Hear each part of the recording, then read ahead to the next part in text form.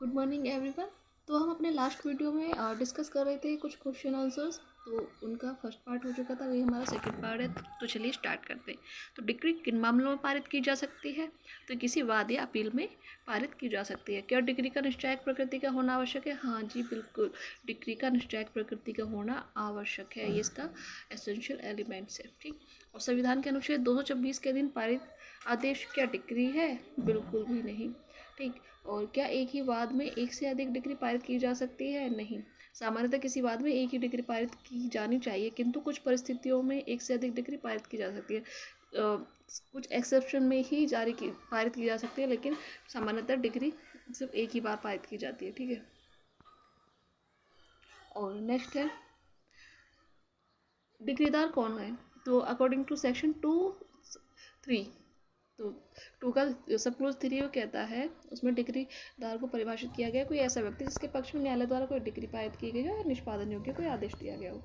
और विदेशी न्यायालय किसे कहते हैं? तो अकॉर्डिंग टू सब क्लोज 5 के अनुसार विदेशी न्यायालय से ऐसा न्यायालय अभिप्रेत है जो भारत के बाहर स्थित है और केंद्र सरकार के प्राधिकार से न तो स्थापित किया गया और न चालू रखा गया। तो इंपॉर्टेंट है ये मेंस के पर्पज से भी, न केवल इंटरव्यू के, मेन के पर्पज से भी यहाँ से क्वेश्चन पूछ लिए जाते हैं कि डिग्रीदार कौन है। सॉरी, विदेशी न्यायालय से क्या अभिप्रेत है? तो विदेशी न्यायालय से ऐसा न्यायालय अभिप्रेत है जो भारत के बाहर स्थित है और केंद्रीय सरकार के प्राधिकार से न तो उसे स्थापित किया गया और न चालू रखा गया। मतलब कि भारत सरकार से उसका कोई लेन देन नहीं, न तो उन्होंने उसे चालू रखा गया, ना ही उनके द्वारा स्थापित किया गया। तो विदेशी न्यायालय समझा जाएगा। ठीक है। और उसके बाद आते हैं विदेशी निर्णय क्या है। तो सब सेक्शन 2 सब क्लोज 6 के अनुसार विदेशी निर्णय से ऐसे किसी विदेशी न्यायालय का निर्णय अभिप्रेत है। ठीक है। किसी विदेशी न्यायालय द्वारा कोई निर्णय दिया गया हो तो विदेशी निर्णय कहा जाएगा। सिंपल है। ठीक। और न्यायाधीश से क्या तात्पर्य है? वेरी इंपॉर्टेंट है ये। ठीक है, अच्छे से नोट डाउन कर लीजिएगा, प्री के साथ साथ मेंस के पॉइंट ऑफ व्यू से भी। तो सेक्शन 2 सब क्लोज 8 में न्यायाधीश को परिभाषित किया गया है। तो ये प्री के पॉइंट ऑफ व्यू से भी इंपॉर्टेंट है। ये पूछा जा सकता है कि न्यायाधीश कहाँ पर डिफाइन है या विदेशी निर्णय है, विदेशी न्यायालय कहाँ पर डिफाइन, तो ये आपको याद रख के चलना है। ठीक है। तो संहिता की धारा 8 के अनुसार न्यायाधीश से सिविल न्यायालय का पीठासीन अधिकारी अभिप्रेत है। ठीक। और निर्णय क्या है? तो संहिता की धारा 2 सब क्लोज 9 के अनुसार निर्णय कहाँ पर है डिफाइन? 2 सब क्लोज 9 के अनुसार न्यायाधीश द्वारा डिक्री या आदेश के आधारों का कथन ही निर्णय है। ठीक। डिग्री या आदेशों के आधार का कथन निर्णय है। और निर्णीत ऋणी किसे कहते हैं? तो संहिता की धारा 210 के अनुसार निर्णीत ऋणी वह व्यक्ति है जिसके विरुद्ध कोई डिग्री पारित की गई है या निष्पादन योग्य कोई आदेश दिया गया है। ठीक है। डिग्रीदार वह होता है जिसके फेवर में की गई है, और निर्णीत ऋणी जिसके अगेंस्ट डिग्री पारित की गई है, निष्पादन योग्य कोई आदेश दिया गया है। तो डिग्रीदार 2(3) में है और निर्णीत ऋणी 2(10) में है। ठीक। आपको याद रखना है, ये वेरी इंपॉर्टेंट है। ठीक है। और नेक्स्ट हम देखते हैं विधिक प्रतिनिधि कौन है। तो संहिता की धारा 211 में तो इसे डिफाइन किया गया है, फर्स्ट क्वेश्चन। ठीक है। और इसके अंतर्गत कौन आता है? जो मृत व्यक्ति की संपत्ति का विधि की दृष्टि से प्रतिनिधित्व करता है, जो कि मृत व्यक्ति की संपत्ति में हस्तक्षेप करता है, या जो प्रतिनिधि के रूप में वाद ला सकता है, जिसके पर वाद लाया जा सकता है। ठीक है। या उसकी मृत्यु होने पर उसकी संपत्ति का जो उत्तराधिकारी होता है।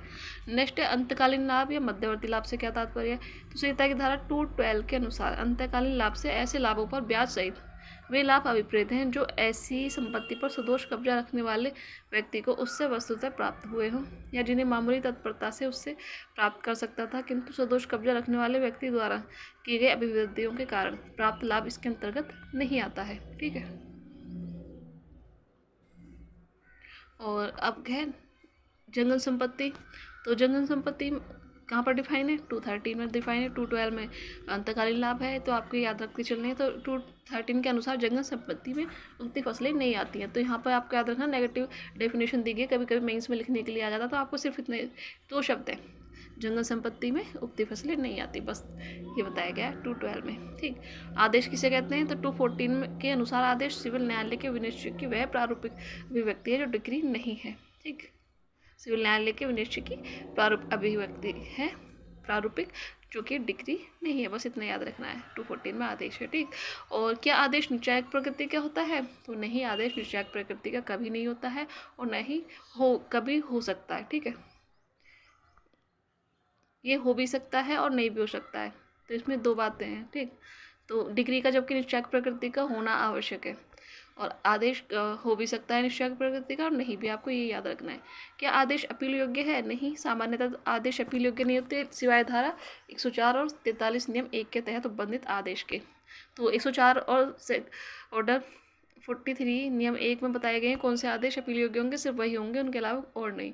प्लीडर में कौन शामिल है? तो संहिता की धारा 215 में प्लीडर को डिफाइन किया गया है, ठीक। और 215 के अनुसार प्लीडर में अधिवक्ता, वकील और किसी उच्च न्यायालय का अटॉर्नी आता है। तो ये थे कुछ इंपॉर्टेंट क्वेश्चंस। हम आगे देखते हैं न्यायालय का क्षेत्राधिकार एवं सिविल प्रक्रिया के बाद। तो क्षेत्राधिकार से तात्पर्य न्यायालय की वह शक्ति है जिसके अंतर्गत वह वादों, अपीलों एवं आवेदनों को ग्रहण करने की क्षमता रखते हैं, ठीक है। तो क्षेत्राधिकार से क्या तात्पर्य? न्यायालय की वह शक्ति जिसके अंतर्गत वह वादों, अपीलों एवं आवेदनों को ग्रहण करने की क्षमता रखते हैं। और स्थानीय प्रादेशिक अधिकारिता होती है इसमें, ठीक। पहली तो हो गई स्थानीय और प्रादेशिक, दूसरी है विषय वस्तु संबंधी अधिकारिता, फिर तीसरी है धन संबंधी अधिकारिता, चौथी है प्रारंभिक एवं अपीलीय अधिकारिता, ठीक। तो ये 4 प्रकार के क्षेत्राधिकार हैं। और सिविल जज, जूनियर डिवीजन एवं लघु न्यायालयों को मात्र प्रारंभिक क्षेत्राधिकार प्राप्त होता है, ठीक है। और जबकि उच्चतम न्यायालय, उच्च न्यायालय, जिला न्यायालय, अपर जिला न्यायालयों को, सिविल जज को प्रारंभिक एवं अपीलीय दोनों प्रकार की अधिकारिता प्राप्त होती है। और उच्चतम न्यायालय को संविधान के अनुच्छेद 131 के अंतर्गत प्रारंभिक तथा अनुच्छेद 132 एवं 133 के अंतर्गत अपीलीय क्षेत्राधिकार प्राप्त है, ठीक। और नेक्स्ट है क्षेत्राधिकार के अभाव में किसी न्यायालय द्वारा विचारित एवं निर्णीत मामले कैसे होते हैं? वे शून्य होते हैं। धारा 9 यह उपबंधित करती है कि न्यायालय को इसमें अंतर्विष्ट उपबंधों के अधीन रहते हुए सिविल प्रकृति के सभी वादों के विचारण की अधिकारिता होगी, सिवाय उनके जिनका ऐसे न्यायालय द्वारा संज्ञान, अभिव्यक्त या विवक्षित रूप से वर्जित किया गया है, ठीक।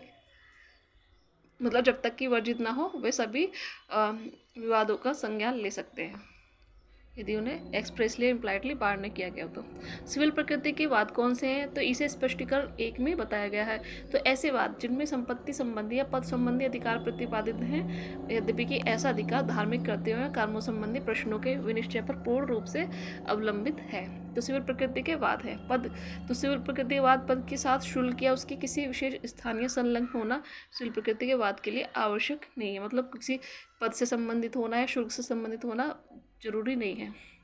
तो कैसे वाद? संपत्ति संबंधी वाद या पद संबंधी वाद इसके अंतर्गत आते हैं। धार्मिक कृत्यों, कर्मों से संबंधित प्रश्नों के विनिश्चय पर पूर्ण रूप से अवलंबित हो तब भी सिविल प्रकृति के वाद हैं। न्यायिक विनिश्चयों के आधार पर निम्न वाद सिविल प्रकृति के वाद हैं। ये वेरी इंपॉर्टेंट है, यहाँ से प्री में दोनों का क्वेश्चन बनता है। तो कौन से हैं सिविल प्रकृति वाद? पूजा करने का अधिकार, जुलूस निकालने का अधिकार, मृतक को दफनाने का अधिकार, ठीक है। पूजा, जुलूस, मृतक को दफनाने, पेटेंट, कॉपीराइट, ट्रेडमार्क आदि, अमूर्त संपत्ति संबंधी वाद, संविदा भंग की दशा में नुकसानी निर्धारण से संबंधित वाद, ठीक। और मत देने का अधिकार, ठीक। और संविदा में के विनिर्दिष्ट पालन, व्यादेश एवं घोषणात्मक स्वीकृति संबंधी वाद, विवाह विच्छेद संबंधी वाद, राजमार्ग के उपयोग संबंधी अधिकार और भागीदारी संबंधी वाद, और लेखा संबंधी वाद, आरक्षण संबंधी वाद, जन्मतिथि में सुधार संबंधी वाद और जातिश्री निष्कासन संबंधी वाद, ठीक है। तो श्री वी रामानुज बनाम श्री रंगा रामानुज AIR 1961 के मामले में सुप्रीम कोर्ट ने दायर किया कि विशुद्ध धार्मिक सम्मान एवं विशेषाधिकार की घोषणा प्राप्त करने का अधिकार संबंधी वाद सिविल प्रकृति का वाद नहीं है। मतलब पूरी तरह से जो धार्मिक सम्मान एवं विशेषाधिकार की घोषणा प्राप्त करने का अधिकार हो सिविल प्रकृति का वाद नहीं है। अब देखते हैं हम के प्रश्न कोश। तो सिविल प्रक्रिया संहिता 1908 के अंतर्गत न्यायालयों की अधीनस्था के संबंध में क्या प्रावधान है? तो सिविल प्रक्रिया संहिता 1908 की धारा 3 के अनुसार जिला न्यायालय उच्च न्यायालय के अधीनस्थ है, ठीक। जिला न्यायालय किसके अधीनस्थ है? उच्च न्यायालय, ठीक। और जिला न्यायालय में जो अवर श्रेणी का हर सिविल जज जो जिला न्यायालय उसके अंतर्गत आने वाले सभी सिविल न्यायालय और हर लघु न्यायालय, उच्च न्यायालय, जिला न्यायालय दोनों के अधीनस्थ हैं। तो इंपॉर्टेंट क्वेश्चन है, यहाँ से क्वेश्चन बनता है। और उत्तर प्रदेश में जिला स्तर के कौन कौन से न्यायालय जिला न्यायालय उच्च न्यायालय के अधीनस्थ हैं? तो उत्तर प्रदेश में सिविल जज, मुंसिफ एवं लघु न्यायालय जिला न्यायालय एवं उच्च न्यायालय के अधीनस्थ है, ठीक है। तो इसमें सिविल जज, मुंसिफ एवं लघु न्यायालय। और राजस्व न्यायालय किसे कहते हैं? तो संहिता की धारा 5 के अनुसार राजस्व न्यायालय से अभिप्राय ऐसे न्यायालय से है जो कृषि प्रयोजनों के लिए प्रयुक्त भूमि के भाटे, किराए, राजस्व या लाभों से संबंधित वादों तथा अन्य कार्रवाई को ग्रहण करने का क्षेत्राधिकार रखता है, ठीक। न्यायालय के क्षेत्राधिकार से क्या तात्पर्य है? तो किसी न्यायालय का क्षेत्राधिकार उस न्यायालय की वह शक्ति है जिसके अंतर्गत न्यायालय वादों, अपीलों और आवेदनों को ग्रहण करने की क्षमता रखते हैं। ठीक है, तो ये न्यायालय के क्षेत्राधिकार है। और किसी सिविल न्यायालय को कितने प्रकार का क्षेत्राधिकार है प्राप्त हम देख चुके हैं। 4 प्रकार का है: स्थानीय, धन संबंधी, विषय वस्तु संबंधी, प्रारंभिक एवं अपीलीय। ठीक, और किसी सिविल न्यायालय को कब सक्षम न्यायालय माना जाएगा? तो किसी सिविल न्यायालय को सक्षम न्यायालय तब माना जाएगा जबकि उसमें स्थानीय, आर्थिक एवं विषय वस्तु संबंधी क्षेत्राधिकार एक साथ निहित हो। ठीक, और किसी न्यायालय के स्थानीय क्षेत्राधिकार का निर्धारण कौन करता है? तो न्यायालय के स्थानीय क्षेत्राधिकार का निर्धारण सरकार द्वारा निश्चित होता है। ठीक है, कौन करती है? सरकार करती है क्षेत्राधिकार निर्धारित। तो क्या किसी न्यायालय को क्षेत्राधिकार पक्षकारों द्वारा आपसी सहमति से दिया जा सकता है? तो बिल्कुल नहीं। तो वाद के पक्षकार न्यायालय के क्षेत्राधिकार नहीं दे सकते। अगर पार्टीज देने लगी तो फिर तो हो गया काम। और क्योंकि न्यायालय को विधि द्वारा प्रदत्त है ये।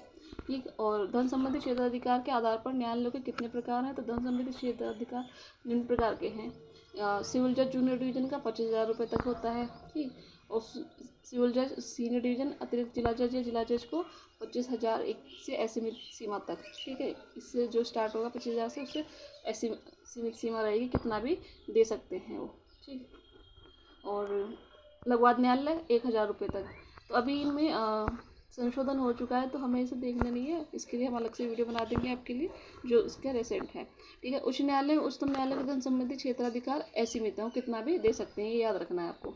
ठीक है, इनकी कोई सीमा निर्धारित नहीं की गई है। उच्च न्यायालय और सुप्रीम कोर्ट न्यायालय किन न्यायालयों को केवल प्रारंभिक क्षेत्राधिकार प्राप्त है? सिविल जज जूनियर डिवीजन और लघुवाद न्यायालय को मात्र प्रारंभिक क्षेत्राधिकार ही प्राप्त है। ठीक, और वे कौन से न्यायालय हैं जिन्हें प्रारंभिक एवं अपीलीय क्षेत्राधिकार दोनों प्राप्त हैं? तो जिला जज उच्च न्यायालय तथा उच्चतम न्यायालय प्रारंभिक एवं अपीलीय क्षेत्राधिकार प्राप्त है। संविधान के किस अनुच्छेद के अंतर्गत उच्चतम न्यायालय को प्रारंभिक क्षेत्राधिकार प्राप्त है? तो उच्चतम न्यायालय को अनुच्छेद 131 के अंतर्गत प्राप्त है क्षेत्राधिकार। और संविधान के किस अनुच्छेद के अंतर्गत उच्चतम न्यायालय को अपीलीय क्षेत्राधिकार प्राप्त है? तो प्रारंभिक तो है 131 के अंतर्गत, और अपीलीय यह 132 और 133 के अंतर्गत सुप्रीम कोर्ट को अपीलीय क्षेत्राधिकार। और सिविल न्यायालयों को किस प्रकार के वादों को सुनने या विचार करने के अधिकार प्राप्त है? सिविल न्यायालय के सिविल प्रकृति के वादों को सुनने या विचारित करने का ये अधिकार रखते हैं। सिविल प्रकृति का वाद कहाँ परिभाषित है? तो सिविल प्रकृति का वाद हम देख ही चुके हैं, सेक्शन 9 में है। सिविल प्रकृति का वाद किसे कहते हैं? धारा 9 के स्पष्टीकरण 1 के अनुसार वह वाद जिसमें संपत्ति संबंधी या पद संबंधी अधिकार प्रतिवादित है, इस पद के होते हुए भी कि ऐसा अधिकार धार्मिक कृत्यों, कर्मों संबंधी प्रश्नों के विनिश्चय पर पूर्ण रूप से अवलंबित है, सिविल प्रकृति का वाद है। सिविल प्रकृति की किन वादों का विचार करने के लिए सक्षम नहीं है न्यायालय? तो संहिता की धारा 9 के अनुसार सिविल न्यायालय सिविल प्रकृति के वादों का विचार करने के लिए सक्षम नहीं है जिन्हें संहिता के अधीन अभिव्यक्ति विकसित रूप से अपवर्जित कर दिया गया। क्या सिविल न्यायालय को सामाजिक प्रकृति और विशुद्ध रूप से धार्मिक रीति या कर्मों के विचारण का अधिकार प्राप्त है? नहीं, हम पीछे देख ही चुके हैं, क्योंकि विशुद्ध सामाजिक, जातिगत, धार्मिक कृत्यों पर आधारित वादों को सिविल प्रकृति का वाद नहीं माना जाता है। ऐसा वाद जिसमें जातिगत मामला मुख्य हो तथा पद पर संपत्ति मुद्दा गोप हो, तो क्या इसे सिविल प्रकृति का वाद माना जाएगा? नहीं, ऐसा वाद सिविल प्रकृति का वाद नहीं होगा, क्योंकि यह मुख्य प्रश्न जातिगत कृत्य से संबंधित है। ठीक,